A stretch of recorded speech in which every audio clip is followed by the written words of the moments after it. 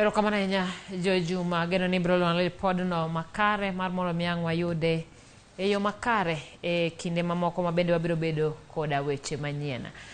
Kao kamano wadhi nyime gi wechegi kama riwruok mar kanisa Anglican Churches Association ACK kotelnegi kod Bishop Ole Sepit koro dwaro mondo onywand kanisa twak mar Kenya Kwanza kod Azimio kaka yor manyo winjruok e kind piny owacho kod kweth makwedo piny owacho. Sapit wacho ni paro mar bago ng'anyo kod Azimio nyalo duogo e wang'e kapo ni winjruok onge kind kwethno.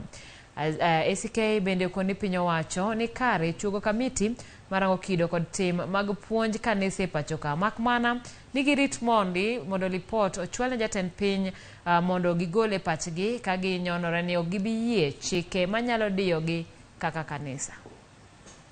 The majority of the population can ill afford tax increases which seem to feature glaringly in the said bill.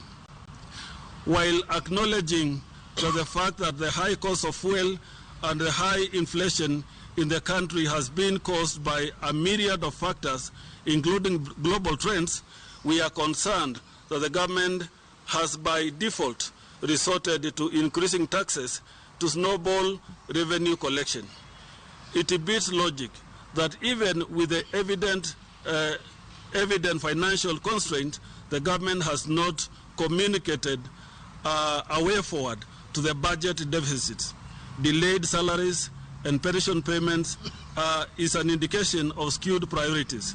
Excessive government spending and mismanagement of public resources seem to take precedence over basic needs of its citizens.